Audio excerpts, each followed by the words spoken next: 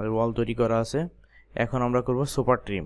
কীভাবে সহজেই super trim করা যায়, সবগুলো ট্রিম, অর্থাৎ আমরা এইভাবে একটা একটা করে যদি না কাটি, অর্থাৎ 1 বাই 1 না, অর্থাৎ কাটতে আমাদের ট্রিম করতে অনেক সময় লাগে।